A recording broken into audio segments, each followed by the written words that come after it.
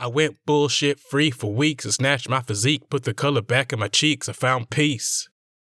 Welcome back, everyone. It's me. Welcome to Real Talk with Mark West, a podcast about owning your shit and playing through life.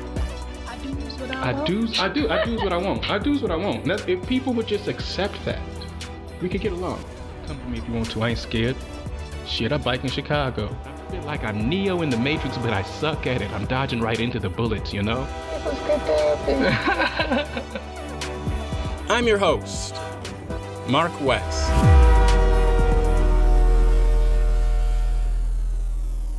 Welcome back, everyone. It's me, Mark West. Welcome back to Real Talk with Mark West. I've been on a break for the past couple of weeks, and I have really missed you all. I'm really excited to get back into the swing of things. I've been on a break for a little while to connect with myself after the 2021 I've had. It was some bullshit, let's just put it like that. I'd been under a lot of stress all year. I was having issues with my previous landlord that had me moving out of my old spot earlier than expected, and I had no help doing that. I was in this toxic work industry full of malignant narcissists, and I had my then partner who would reel and slack with my emotions based on their mood. The emotional whiplash from that by itself had me dazed and confused almost constantly. I felt it getting to me. I was short-tempered. I was getting angry constantly. I couldn't sleep.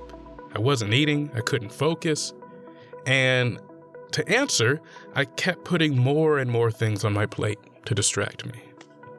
I had to get back control of who I was and how I was living my life. I'd lost my sense of self. So on my break, did some sitting around, did some meditating, watched some anime, did some yoga, did some working out, installed a ceiling fan, did some skincare. I found this new rare earth exfoliator. Oh my goodness, y'all. My skin feels lovely. My face is so soft and supple, it's amazing. I'm definitely going to be adding that to my shopping list. I conditioned my hair because she was getting kind of thirsty in the winter months. And I just spent some good quality time with myself, analyzing my thoughts and feelings, the good, the bad, and the ugly. I asked myself some difficult questions, and I was making myself answer honestly. So, in 2021, between landlord, employers, and relationship, I was enduring chronic and constant invalidation. That's what shook me the most about the relationship that I ended. It was this major invalidation from someone I loved, you know? Them doing and saying things just for the sole purpose of hurting me on a regular basis. And I'm like, you know what? I do not have time for this bullshit. I am too fucking dope to be putting up with people who just want to make people feel bad. Like, who's got time for that? Work on you. I was like, no, this is, since I see myself turning into exactly what I was trying to escape, it's time for me to take a few steps back and work on me. Because a wise person once told me, when trauma happens, you've got two choices. It's true for me, it's true for everyone. You can become wise, or you can become wounded. And I refuse to become wounded because that gives people too much power over my life. So I spent some time getting wise. And I want to let you guys know how my journey went. No matter the cause of vulnerable emotions, to have shame or anger about how you're feeling is to invalidate your feelings. This is something I had to recognize. My tendency to disqualify and invalidate my own emotions and experiences. It's conditioning. I was tired of being my own best friend, tired of constantly having to give myself a pep talk in order to negate outside negativity. That's a double negative, but you know what I mean. I was tired. Life was a daily practice of shielding myself against attacks from people who refused to handle their own shit. I was meditating so I wouldn't lose my cool at work. I was regulating myself to make up for the lack of emotional regulation in a relationship. These kinds of malignant people seemed like they were everywhere, and they'd begun to unconsciously dictate my life. And you know me, I ain't about that. You ain't gonna tell me how to live my life. And I saw it happening. And I knew it was time for me to answer some serious questions. A question I knew I had to answer. A question I've been avoiding for years. I would always be complaining, like, these people, I'm always attracting certain kinds of people. And I knew what the reason was. It was because I'm attracted to these certain kinds of people. So what is it about them, Mark, that's attractive? Huh? What is it about me that is attached to these qualities in people? What story am I, or more importantly, what story is my shame telling me that leads me to believe that this is the kind of love and community that I deserve? I needed to investigate that. I had to take a deep dive into understanding myself and get better at loving myself. So, what's your price? What's your currency? What's your emotional currency? What gives you life and makes you happy? What makes your heart full? What makes you smile? When you learn what fills your emotional well, what gives you a sense of purpose even, you can better understand why you feel the way you do. What feeds you? Better yet, what leaves you starving? I had actually never stopped to ask myself, what do I need emotionally? After some time sitting with my negative emotions and letting them pass, I started to write down exactly what it is that fills me emotionally. I wrote things like meditation, bike rides, laying on the beach, reading books, walks in nature, journaling, playing with my cat, eating a home-cooked meal. And then, after I had my list, I started to make time for these things throughout the week, intentionally. Now, maybe not beach time just yet, I'm not that crazy, but I felt my mood and sense of self start to change. I felt my mood start to improve. And then I realized, time. Time is my currency, and it's something I have to be more responsible with. Intentional time, especially spent with myself to recenter, and even time that is one-on-one with someone else. Intentional one-on-one time with undivided attention. Time is what fills my emotional well. It's what feeds my emotional monster. Particularly time alone, as an extreme introvert. But especially time needed to recharge, reconnect, and recenter. Have you ever asked yourself, what do I need emotionally? It's a tough question, but it's such an important conversation that we're going to spend some time talking about emotional currency, and particularly the role trauma and shame can play. Or put simply, understanding you. So let me ask you, what is your currency?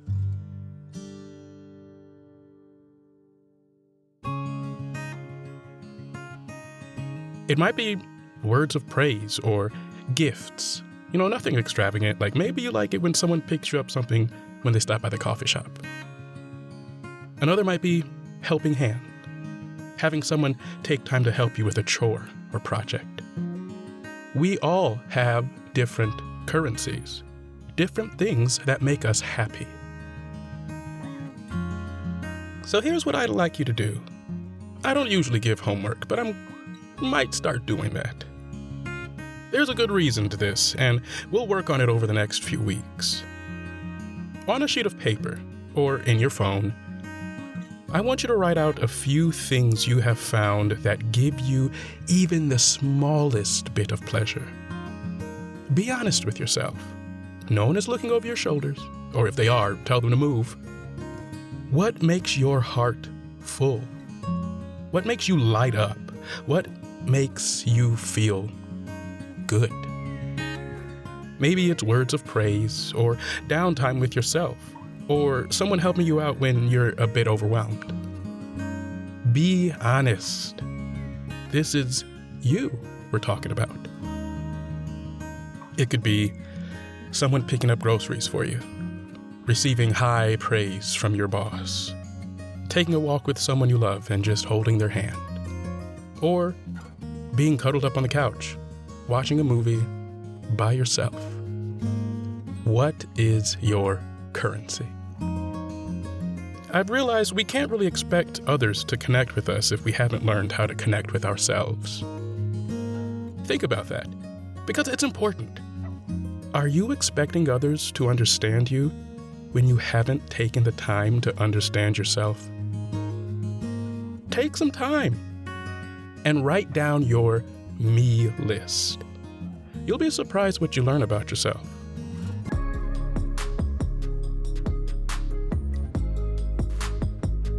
Science is actually one of those things that fills my emotional well. Yes, I'm a nerd, I've told you already. In science, everything is cause and effect.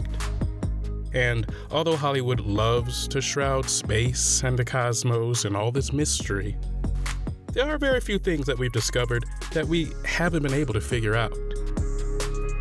Nothing happens without a cause, and most everything can be explained. Why is the sky blue? Because sunlight refracts like a prism when it hits the Earth's atmosphere. Blue is one of the shorter wavelengths, so it appears as visible light, whereas all the other colors, infrared, ultraviolet, we feel them as heat or other sensations. At sunrise and sunset, however, you see the full spectrum. Why is the ocean blue? Well, some of the same reasons. Water absorbs red, orange, and yellow, but blue it scatters as visible light. Why is it winter where I live, even though the Earth is closer to the sun now than it is in July? That's because of the 23.5-degree tilt of our planet. Science is comforting to me.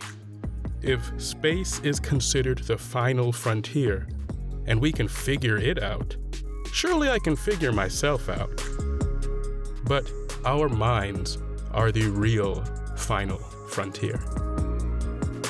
If everything is cause and effect, then there's a reason why I think and feel this way. And if all human experience comes from within, then the reason is me. I have been stuck in a loop of blaming myself for my negative past experiences.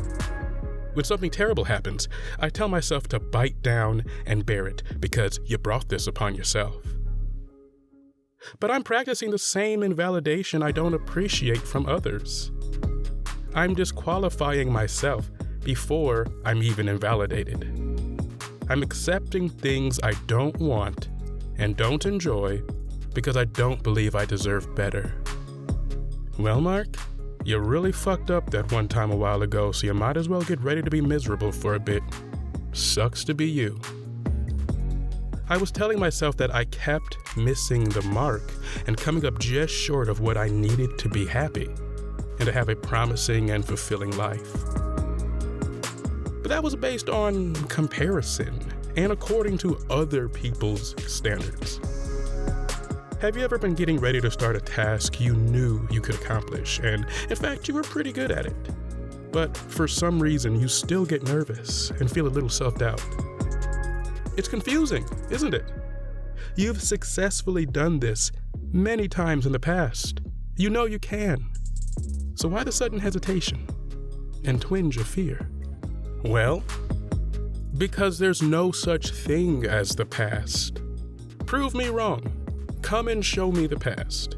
Where is it? You can replay it, but you can't relive it because it's gone. There's only right now. So what has happened in the past holds no weight or merit on how you feel, good or bad, and what you're able to accomplish right now. And you know that. That's where the nervousness comes from. I could do it in the past, but that doesn't guarantee my success right now. Only what I do right now determines that. I'm realizing that that's in the back of my mind somewhere. I'm always stuck in a reality that doesn't exist. What if you weren't this kind of person and we could have had a fulfilling relationship? What if things weren't this way and I could have been this way or that? What if I didn't happen like that and I did do this, that, or the other? Would things be different? Would I feel different right now? But no, because it wasn't because of things. How I feel about myself isn't because of external influences. And I realized that once I start to trust that I am capable of creating every meaningful experience that I need in order to have a happy and fulfilling life, after that, no matter how my day unfolds, there's still that trust and that confidence in what I'm able to manifest and create for myself. There is no correct upbringing, education, belief system, family, city, or goal that guarantees fullness in life. There's only the journey. And instead of being afraid that my actions and choices and upbringing has disqualified me from a life and experience just as exciting and fulfilling as the next person, instead of holding on to and beating myself up because of FOMO, I really missed out because of what I did or what happened to me. I'm choosing to find joy in the journey. My journey. I have made a lot of mistakes. I have believed things that were untrue. I have lived and said things that did not align with what I wanted for myself. But I haven't missed out on anything. That's just my journey. And what a joy it has been to discover me. Every day I get to wake up and try to figure things out. And now that I'm in charge of my choices, now that I'm focused on conscious action instead of unconscious reaction, I'm looking forward to the life I'm building for myself. In this moment. If I didn't have all the experiences of my past, I wouldn't be the person I am today. And I love me. Not for any reason, just because I'm me. No FOMO. No one is better at being you than you. So no one can truly meet your emotional and mental needs like you can. Wherever you are right now, whatever has happened to you in your near or distant past, you have not missed out on the chance for a fulfilling and happy life. No matter how terrible, how unexpected and emotionally jarring. It may take you time to heal and get over it, but what happened is just a given circumstance. What happens next is entirely up to you. Do you want to get wise, or would you rather be wounded? Once I let go of this idea of an alternate timeline, once I realized that I was creating this, I was holding myself to impossible standards. Once I put things into context, the things that I was doing to kind of, get validation and worth from people are the exact same reasons why people might be jealous of what I'm doing. So if I just let go of this idea, let go of this need to be proven worthy, let go of what happened to me in the past, and accept that I can be just as happy and fulfilled with whatever childhood I might have had, with whatever sexuality I might be, with whatever race I might belong to. I can still have a happy and fulfilled life. How do I know? Well, because I don't remember any other life but this one, and I can't live your life. So as long as I'm happy, I'm happy. For real, as long as I'm happy, I'm happy. I'm no longer missing out. I'm no longer have this fear of missing out. If I'm there, I'm gonna have a good time. I would never travel long distances without looking it up on a map and having some general idea of where I'm going. Like, even if I'm flying, if I'm going Chicago to Miami, I don't want to look out the window and see Lake Mead. No, that was a geography test. How'd you do? Did you pass? I have been waking up most days without any kind of emotional compass as to how I am and what I need. And I've noticed that it's sent me down detours that I didn't have to take, and they weren't worth taking. Once I adjusted my perception and let go of lessons and experiences that don't serve me, there's now a confidence present that was missing before. I realized the bulk of my choices were in response to trauma and invalidation. Once I realized that, I started to be like, oh my goodness, my life has been robbed. I've been living for other people. 32 years down the drain, not living for myself. But then I realized, no. There's no such thing as the past. There is only now. So everything that I've been going through, I'm not suffering the past, I'm suffering my memory. And I'm not worried about the future, I'm worried about my imaginings. All of that which comes from me, all of that which I create. So if I'm spooking myself, why don't I just stop? Because like many of us, I can't. Not without practice. I could not separate my thoughts and feelings from reality. The constant invalidation led me to believe that I was invalid. It had led me to start disqualifying myself before I even tried. Everything that I've been talking about, everything that these different philosophies and sciences are referencing is essentially metacognition. You hear that, hippie person in the movie is like, oh, that's so meta. They just mean that's self-aware. All of these ideas, mindfulness, stoicism, yoga, they're just pointing towards metacognition, being aware of your own thoughts, being aware of yourself as separate from your thoughts. I am capable of giving myself the life I want and deserve without any kind of external influence. External validation is not a prerequisite for self-appreciation. Give yourself the life that you deserve. You can do it. No FOMO. Knowing where your heart lies and what gives you life will make this journey far more fulfilling. What's your currency? Take some time and ask yourself that. And write down your answers. Keep it on your nightstand or in your bathroom and review it before you get caught up in the stresses of the day and lay your head on your pillow at night wondering what the hell happened and why do I feel this way. There's another way this list will be helpful, but we'll talk about that next week. Until then, thank you so much for hanging out with me today. I really hope you enjoyed this episode. If you got something out of it, please leave a review and, of course, share this episode with a friend.